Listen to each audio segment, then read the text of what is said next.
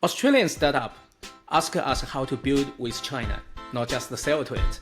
Today, we will get a playbook from someone who has done it on the ground. What works, what to avoid, and where to collaborate next.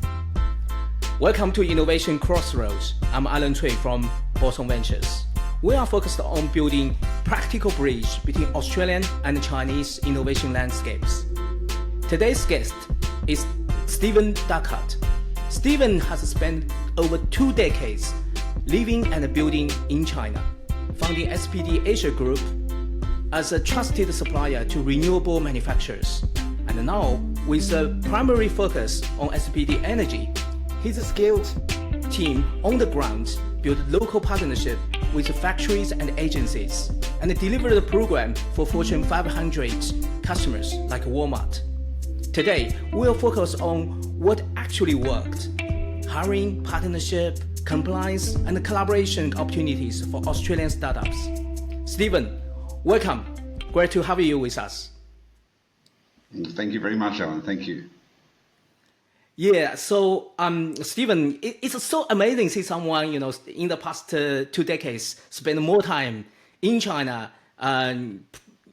professionally and longer than me, like as a Chinese. So can you maybe start with telling us a little bit about yourself and SPD Energy and what actually pulled you to China?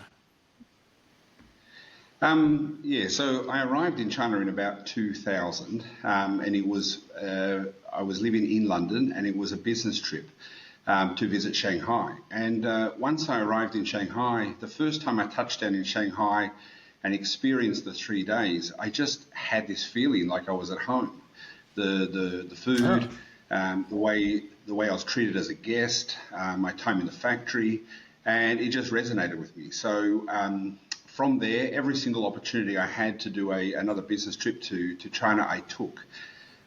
It was on the 3rd business trip that I decided I don't want to go back. This is the life that I want to live. Let's try it. So that's what brought me to China, and that's what started me on the road, basically trading. I was out of Shanghai and Hangzhou, trading back with the European market. Yeah, so that's with Bio Vista, or?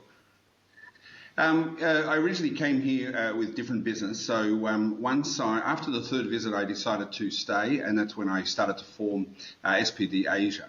From there, I was just trading, and before long, struggling. In 2000, it was quite hard to get a quality product on time, and basically, as a bit of a control freak, and trying to get the quality that customers required, I ended up building my first factory in 2001 in Hangzhou, and that's where my factory life started.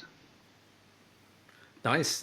So for you, you basically had the demand because you do the trading. You already know the demand, and during that time, is the demand more from overseas or from local Chinese market?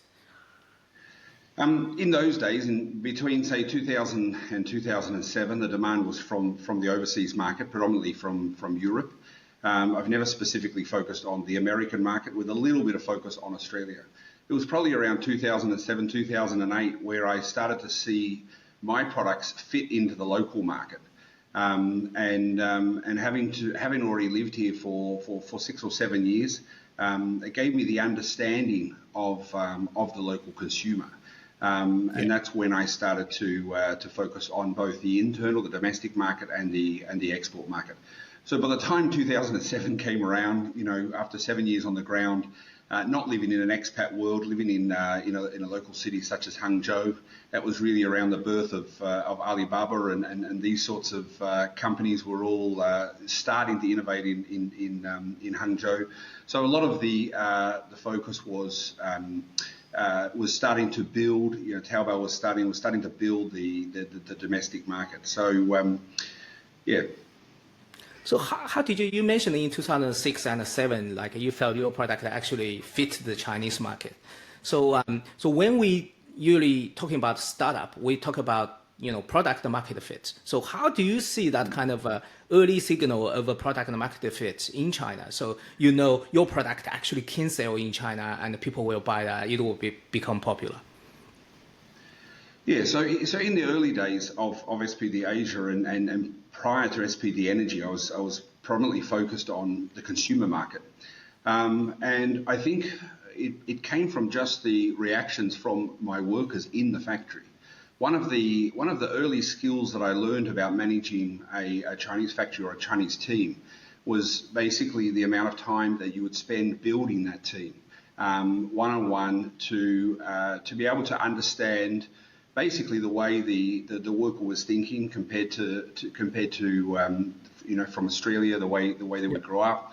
The culture is totally different. Their understanding is totally different. Learning the language is not simply just translating the words word for word.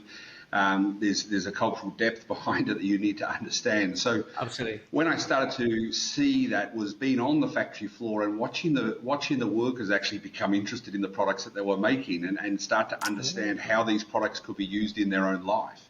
And then through conversation, learning Chinese, these conversations furthered into how we would. Firstly, some products they've never seen before, so they didn't understand what I would do. But over time, gaining the understanding, we would have these funny conversations where I sort of picked up the nuances of the Chinese culture and started to understand how I could adapt the product to be suitable to the Chinese market. Yeah. From the very beginning, I've always had a deep interest in the culture, and I think. By being here and being in predominantly the rural areas, it's really given me the opportunity to understand the cultural from a deep perspective, and from that has allowed me to see the product from the perspective of the Chinese consumer rather than just the global market. And I think you need to understand from being a global supplier in China. Even though being Australian in China, your market is not just Australia. Your market is a global market. So you're also getting fed all of the feedback from all the different cultures across the world. And in those times, by 06, 07, I was probably already doing business in 40 to 50 countries. And so having visits from different companies and starting to learn about how they adapted products to their markets, and combining that with the Chinese market really allows you to iterate and improve the product so it's more of a global product. Nice. I love that. So when you mentioned adapting the product to the local markets. So if you could only pick one feature, so the product feature or pricing or service model, the branding. So what do you think? Like, let's say for Australian startup, if they want to go to China or they want to adapt to that local market, what do you think is the most important thing and that will drive this adoption? I think for the Chinese, it's really value for money. They've got to be able to see the expense is worth what the product provides in return. If you're selling the Apple iPhone, it's different. It's an absolute status symbol, and the people that can afford it, that can do it. But straight in the middle market, it's only a few years ago where everybody would do everything by hand. For example, my wife will continue to wash her clothes by hand. She would do everything by hand because she feels that it does a better job. And so from that, you need to be able to show them that the money that they're spending, the salary that they've had to earn and in return spend for this product, is going to be more valuable than the product is going to provide more value than them using that time. Now, in the Chinese market and a lot of the Asian markets, most people don't waste so much time on social, so much time on that. The majority of their time is for the family. So if you're a consumer product, a home product, you will generally find the market will generally do it by hand, and you really have to provide them a solution that they can feel or see the value in. And so it's hard because from the Western market, we're probably a little bit more lazy in our lifestyle where we just want the machine to do it. And so a washing machine is just a washing machine. But to a Chinese consumer, the washing machine needs to be able to perform. It needs to be able to use a little bit of water. It needs to be able to use a little bit of electricity. It needs to be able to clean the clothes better than they can be cleaned by hand. And the clothes needs to be able to wash more times than it can be washed by hand. And so you can't just walk in here as Westinghouse and say, we've got 25 years of experience in the Western market. It's irrelevant. if their power bill goes up, that machine's getting unplugged, and all of their friends are going to learn all about it. And so you really need to look at what is important for each market. And I think that's what predominantly I've seen with a lot of foreigners coming to enter the Chinese market is they basically judge the market with their own stick. Well, this is the best brand. Well, your brand has no value in China. This will give you the cleanest wash. Well, the housewife will be the judge of that. And so it's and I think a lot of people who have tried to enter the market here have fallen flat. And that's where the Chinese brands, they basically focus on that and can build large markets very, very quickly, because the ultimate thing I would say in all the Asian cultures is trust. You know, it's not just the trust of the person, it's the trust of the brand. It's what drives my factory. It's what drives the teams. It's the baseline, I would say, for everything in Asia. Nice. I love that. And Steven, so you also mentioned like you basically building the team is one of the most important thing, and you also mentioned that the trust is important in the Asian culture. So, is there any like a kind of a key role in the team that really help you to, let's say you're talking to the distributor or you're talking to your client? That need to be a Chinese, a local hire, or you can also do that job? Or what kind of role you think is quite essential to get some local people to take that role? Well, we can look at 2010 or we can look at 2025 because they're. So you think different? When you're looking at it from the perspective of China, they're two very different countries, and okay. So I didn't fall into China and fall down the expat hole. I fell into a little village and bought myself a motorbike and I basically learned life from the road. And so my attitude and basically where I've seen my success over the last 25 years is building a team with local people. I've tried to bring the expats in. I've tried to bring back the Chinese students who studied abroad, who have come back looking for a job. And the most success I've always had is basically with basic training from the inside. You will find a worker who you give an opportunity to, who basically came from very little. You give them trust. You show them respect. And you provide them a training course internally. I'm not talking about an external after-hours training course. Internally with the team, and you will find those people will be your greatest asset. Now, 25 years down the track, I've got workers who have been with me for 20 plus years. I've got workers who have come as young kids, in 18, 19, 20, just finished school, come to work for me. They've bought a house, they've had their kids. Now their kids are in the local primary school. I mean, for me, this is just the best feeling in the world. But for me, it's the main focus is on building and developing your team. Most of the people that you have in a factory, they're in your factory working as a factory worker because that was the opportunity that was laid in front of them from their birthplace. But you find the same intelligent people in the factory as what you'd find in Sydney, and so providing them the right framework and the training and the opportunity, just the opportunity to thrive, and you will find people that will move to the top. Of my largest factory, the general manager, he started with me as a local worker when he was 19 years of age.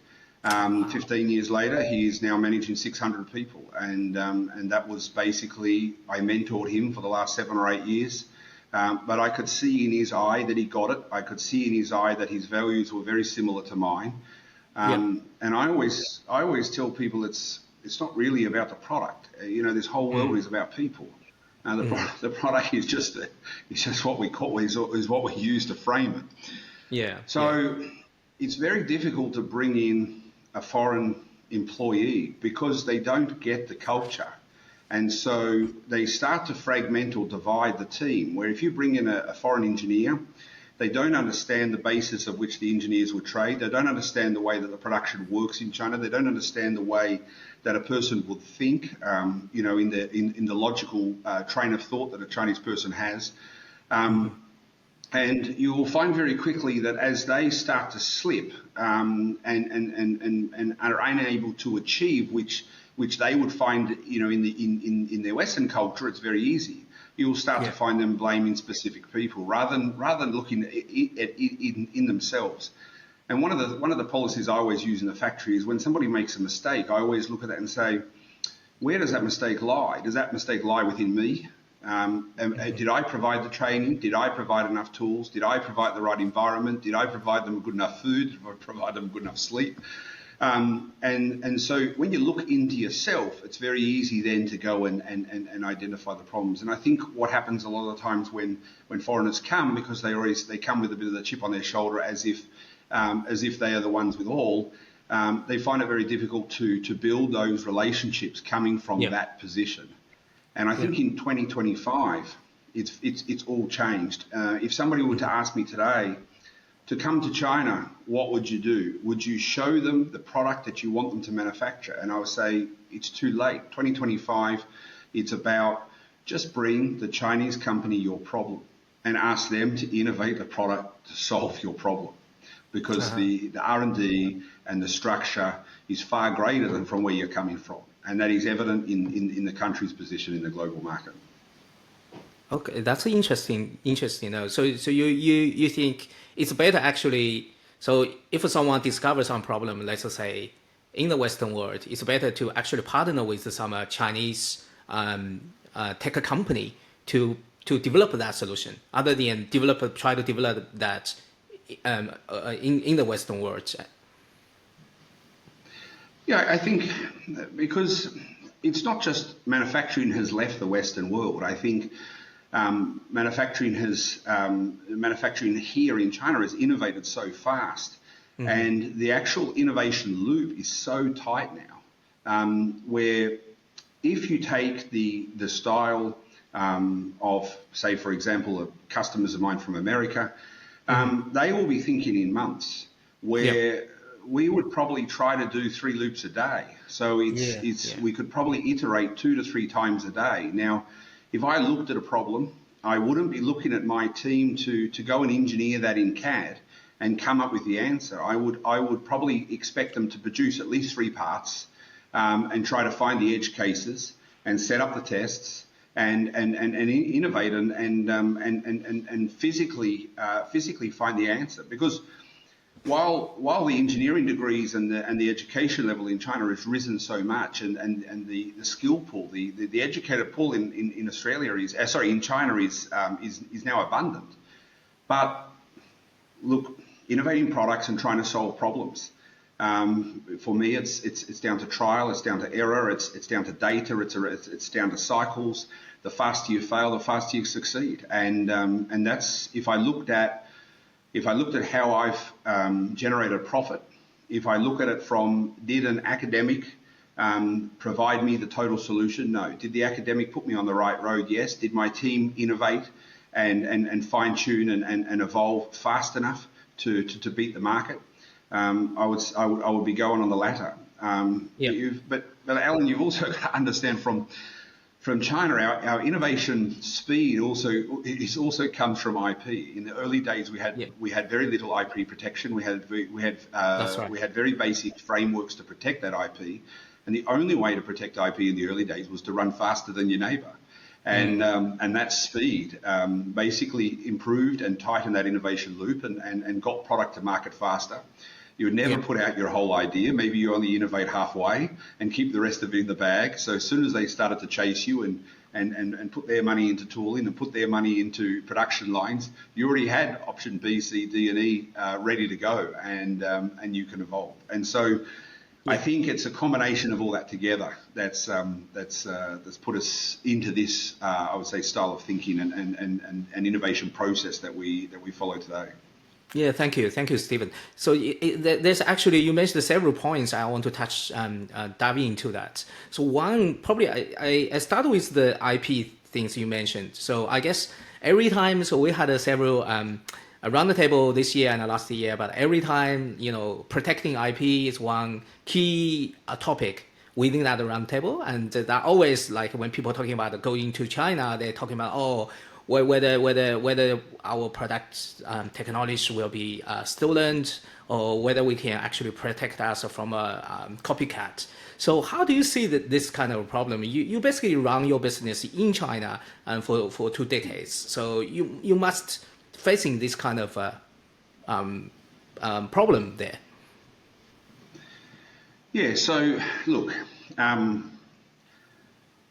you need to understand how to break up your IP, and so one of the most simplest strategies that we use to protect the IP is basically to break up the product. So it's only the trusted team or the trusted supplier that gets the visual of the whole product. We sort of run a policy of no product should be recognizable as the finished product. No more than 20% of the product should be given per team. I mean, they're just the guidelines. I mean, it's hard to divide every product based on those guidelines, but that just gives you the guidelines. The second part is it's about trust. So if you've got a team that directly relates the innovation in the factory to their life, they will not spill the beans. If you have workers that come, you pay them fair salary, you provide them with all the social benefits, you provide them with the social insurance, so they have a retirement, they have a housing fund, and they have all of this, and then you encourage them down the line. I've worked with local schools, I've worked with local communities in order to bring families back together, to get family units to work at the factory, bring their kids. I've modified dormitories to be able to house not only the parents but also the kids. They can go to the local school. This is how I've dealt with IP.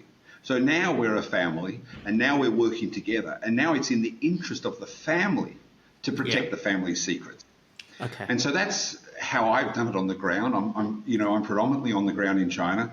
But now if you look at it from the perspective of a foreigner coming to do business in China, I think it's just trust, but it's a different way. So, I've been the host to thousands and thousands of foreigners coming to give orders to my factory, and they will turn up with an idea, maybe drawings, maybe sketches, maybe photos, maybe the product. There'll be no NDAs, there'll be no non-compete agreements, there'll be nothing. They just hope that they're going to get a cheap product. And so if you just turn up to a factory, give them your product, and then from afar start barraging them with emails about everything that's got to happen, and then push them on price, and then start telling them, that you know better, and this is the price of this, and this is what I can do from here, you will find at some point that supplier will want to repay what they've just spent. And if they've already spent money on tooling, if they've already spent money on X, you will find them just start to continue to manufacture that product for other markets than the country that you're coming from. Yeah. And so now if we go now we're in the tech sector, with biotech and green tech and clean tech, now we've got IP that's transferable digitally. So now it's even more important to do this.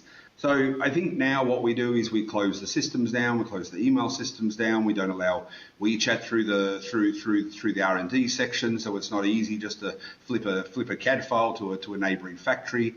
Our life is about data now, it's about machine learning, it's about algorithms. The secret source can be sent by an email, where before it was a 30-ton tool that had to go out by a truck past the security office. And so now it's just a combination. It's a combination of that digital control. It's a combination of the relationship with the workers, and all the workers, the contractual agreements with the workers. So all our workers are under NDA. The other thing that we've done is, over the years, specifically through COVID, I separated my factory into 7 different sites. Because we hold IP for foreign customers that I'm under non-disclosure and non-compete. And to really control that and to ensure that we maintain the trust with our clients, I've built 3 other R&D centres that all house only specific projects. And geographically, they're hundreds of kilometres apart, which makes my daily tour a long drive.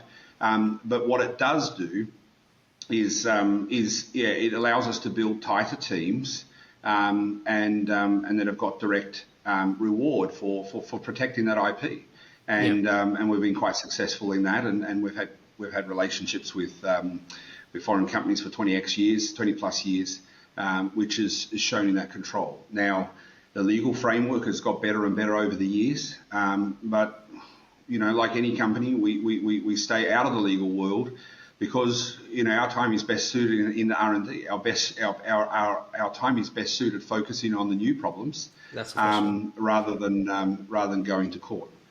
Yeah. Definitely agree with that. I guess the digital control and a legal framework. I guess usually that's the two things you usually can hear when they are talking about this problem. But I quite like the way you think. Treat the key people as a member of the family and create a family that they protect the family secrets. So I really love that. So that basically linked to a word you mentioned many times in this session is the trust. This podcast is supposed to happen last week. So there's I was also in SA and had lots of drinks with the local Chinese people and Chinese community. So how do you see that kind of alcohol drinking and drinking kind of culture in China, especially in developing this kind of the trust? Yeah. So look, for me, building a business in China, it's the personal time is more important than the business time, because that's where you build that trust. Okay. I'll go back to the drinking time in a minute because it was big years ago, but now it's getting better. But for me, say we work a 6-day week, I would wake up in the morning. I usually wake up about 4 or 5. My first port of call would be to go and drink tea with my fellow colleagues, competitors, suppliers. You get to know where the morning starts. We will go. I live in Guangdong, so it's all yum cha or dim sum, whichever way you want to look at it. And so I will basically go and I have a little route about over a month where I will pop in and sit down and I will drink tea with not only my suppliers, not only with customers, but also my competitors. We are all in the same world. The industry is very, very small, and you've got to show your face. And that's the way that you build the network. So in the early days, if we go back to, from the 2000s all the way up until probably just pre-COVID, 2019, it was all in the nighttime drinking. And so it's very hard on your liver. It's very hard because you're always drinking by Joe. But I think the way that I saved my liver is I became quite famous locally that I could drink Sanjing. I could drink 1.5 liters of baijiu. And so a lot of the Chinese businessmen were scared to start drinking because I would bring in 4 or 5 bottles and ask them where are they going to line theirs up from. We're not sharing. And but that also gained a bit of recognition in the area for what I was doing. And that for me it is the most important because it's what starts to break you down as a character, and you start to be able to see the people for who they are rather than for the transformers or the switch gear or for the solar rack, the tracking mounting that we're building, and start to see a little glimpse into their lives and start to see that we're all just trying to do the same thing. We're all just waking up in the morning, trying to feed our families and get home safely. And so over COVID, we were on a lockdown for probably around 3 years. We're still running the factory, but apart from home and factory life was restricted. And then together with the Chinese drink driving laws, which is basically you can't drink and drive. Now the night times are gone. Very, very, very seldom you ever get invited out at night anymore. We usually meet for lunch. And lunch usually doesn't involve drinking anymore because everyone's got to drive back to the factory and work another half a day. Global markets are not what they were years ago, so we've all got to work a little bit harder now to catch the coin. So to catch it, yeah. Okay, I love that. Steven, so you mentioned so you actually get up around 4 o'clock and you work 6 days a week. Yeah. So how do you see this? Quite a workaholic kind of cultures in China, 996 or even like a 10-10-7 or something, 007, compared to work-life balance. So how do you see this kind of two concepts? And as a startup founder, how what's your tips to other founders on this kind of work-life and work time length thing? Look, I'm not based in Shanghai or Beijing or Guangzhou or Shenzhen, so we don't follow the 996. But all I know is this: if you create the right environment, if you've got the right products and the products are out there leading, and you build a passionate team, there's nobody that's watching the clock. There is nobody that's watching the clock. Yep. I pay everybody above average. Everybody has got the ability to be able to earn on their own merit. We've got in production, we've got teams. They've got options to be able to move around those teams in the R&D departments. You know, they've got a decent base salary, plus they've got a great rewards structure for their achievements. So officially, maybe the hours is 9 to 6. They have a 1 hour sleep during the day. But you will find most people sort of dawdling over to the office about 7:30 in the morning, and you'll find the lights on in the office till 10 or 11 o'clock at night. Now, when I walk through and if I'm there late, I'll walk through and ask them to get back to the dorm or do whatever, and they'll always be say, yeah, but we've just got this drawing to make. We just want to finish this drawing. I just want to make these extra changes. I'm like, does it fit the remit? No, but I think this will give us a better this or a better that. And it's always that topic, and so it's of course we need to follow the labour law, and which we do, but you will find that if you put the time into the team and your passion resonates with the team, you'll find that you don't follow any of those guidelines. I think it's the larger companies who start to build these teams, start to build mass teams of hundreds of thousands of people. And everybody sort of gets us lost in that world. And if you look back to the history of China and have a look at the lives, you'll find that one of the biggest thing that rules is the anxiety of not knowing. And so you have to give a Chinese person that security. They've got to know that they've got a bed to lie in. They've got to know that they've got 3 meals a day. That they've got to know that they've got insurance. They've got to know that you've got their back. And they've got to know that we're doing this not just for themselves, but we're doing this for their family back home. And they've got the ability to be able to step up their life in accordance with what China's got on offer.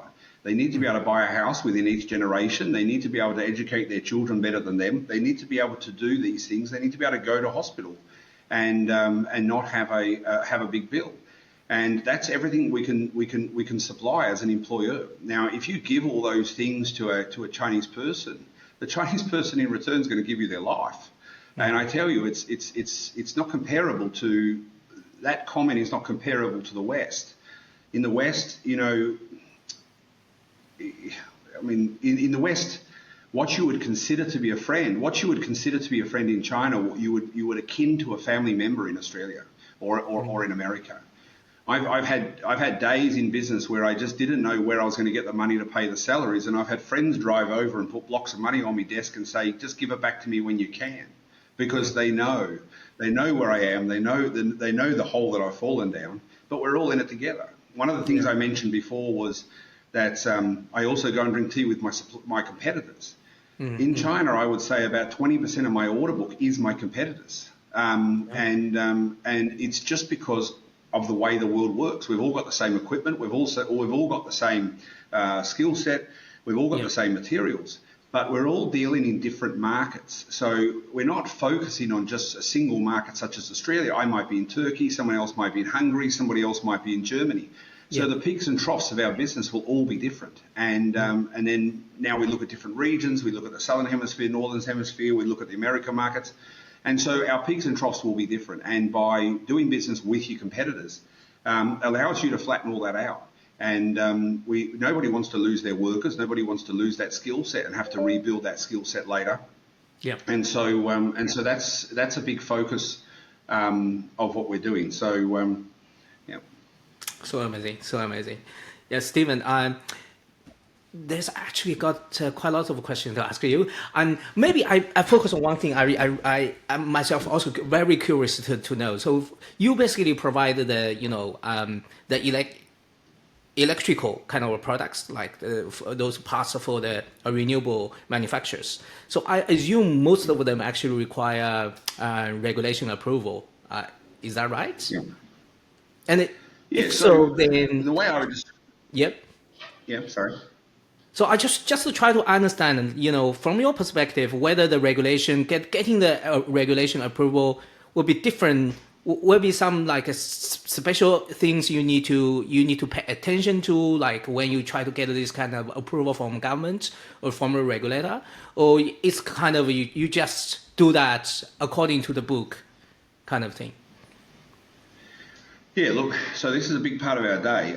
So basically what I'm supplying is I'm basically supplying everything to the renewable industry, the balance of plant, everything other than the solar panel and the wind turbine. So the transformer, the power conversion, the racking, and I've evolved over the last years into providing turnkey projects. So I've been my main focus has been on the One Belt One Road. My main focus has been in countries such as Afghanistan, Kazakhstan, and Pakistan, all the way through Africa, all the way through to Eastern Europe. So when it comes to regulations, it becomes very, very complicated because we're trying to deal across many, many different countries. But what we've done over the years is we've taken all these regulations and built ourselves our internal harmonized standards. And so when we go out to design a product, specifically before when I was doing Walmart projects and doing UL standards, because they're comparatively different than EU and the European standards and the Chinese standards and Australian standards. And so we would just basically work back and have built over the years a framework of harmonizing the standards. The other thing that we've done, because it becomes very, very costly to try and go and do the actual go through the certification process externally. So over the years, I've actually built my own testing lab inside, had it certified, so everything's CNAS calibrated. The lab is a CNAS lab. And I can produce my own IEC certifications. So from the IEC certifications, then the only thing I need to do from there, from an electrical safety, is to go and get the deviations to be certified outside. Yeah. Some countries I can do those deviations under surveillance or under watch in my own factory. Sometimes I might need to send it to Shenzhen. In other cases, I'll have to send the product to the country to be tested in that lab. So. It's a huge cost. It's a huge cost, and it's a huge burden on development. And we've got better at it over the years. We've been able to evolve faster. We can get testing through on iterations faster. But it's a big decision that we need to make, and it's also a burden on entry to new markets. And so I've recently taken up a position with in Australia with the Chapter Forum, the China-Australia Free Trade Agreement Forum. And that is basically my call. My call is to harmonise standards. You have got innovators in Australia who are trying to innovate products according to the Australian standards, who have no entry into any other market unless they follow the standards of other countries. Yeah. Now, I would say, from my perspective, the CCC, the Chinese safety standard, would be the most safe. And now China has got agreements that the majority of the One Belt One Road countries will now accept the CCC standard. Okay. And so that is the base standard. Where 20 years ago my base standard would have been UL, then I probably would have gone for VDE. And then I would have worked backwards from there. You know, nobody outside China has ever trusted a CE mark, so that's sort of like the last one. But the reason I have not done a lot of work with Australia over the years is because Australia is very expensive to do business with. By the time we go and do the certification for Australia, for the standards, have to ship things to Sydney to get it tested in an Australian lab. That's right. And then the market is one of the smallest sectors of the global market. Yeah. And so from that perspective, that's what's pushed me down the One Belt One Road. I've now got access to 83 countries. They've all got one standard. I've got forums that I can access in China. The policy in China is focused on innovation down those roads. And if I do take my products and certify them to CCC, and I can show the market, I can show export to those countries. The local government in our area and the state government will basically rebate the majority of the testing fees. And so that's what pushes you harder. But it is a huge wall, not just for people trying to enter the Australian market, but for all the innovation in Australia that's trying to access the global market. And I would say that as a priority for Chapter 2.0, it's a priority for Australia to focus on harmonising not only the electrical safety standards, but all of the standards and the services with global markets. It will change the whole innovation landscape and unlock this pool of talent that we've got sitting in Australia that's hamstrung by these decisions. Fantastic. That makes a lot of sense, Steven. So lastly, I want to do probably 3 or 4 quick fire questions with you. Please probably answer it in 1 or 2 sentences. The first one is one myth about doing business in China you wish would disappear.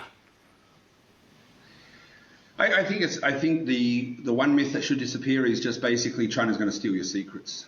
I think China's secrets now are far greater than any secrets that I've seen come from abroad. It's time to collaborate, bring your problems, work on the problems, collaborate on the problems, and look forward to a future together. Thank you. And the second one is your favorite operator habits that consistently pay off. Look, as a business owner, it's the connection with my own people. It's walking down the production line and having a conversation. You can't believe the amount of ideas that you get. Not only just improve the product, improve the steps, improve the time, but actually innovate the product. I think coming here as a foreigner when you first arrive, you do a lot of talking. I think one of the most important things that I've learned from the Chinese culture is listening is the most valuable. Thank you. So listening is the key. Okay. And the third one is a book, person, or resources that shaped you how you build in China that you can recommend to others. I think it's generally the people. One of the drivers to learn Chinese is basically the things that I've learned from the elder Chinese people. I mean, the road that the majority of the elder Chinese people that have ridden, if you look at people in their 80s and 90s and look at the history of China, I mean, they've been through more than what we will ever, in 3 or 4 generations, 5 or 6 generations in the West ever go through. And it's just the wisdom.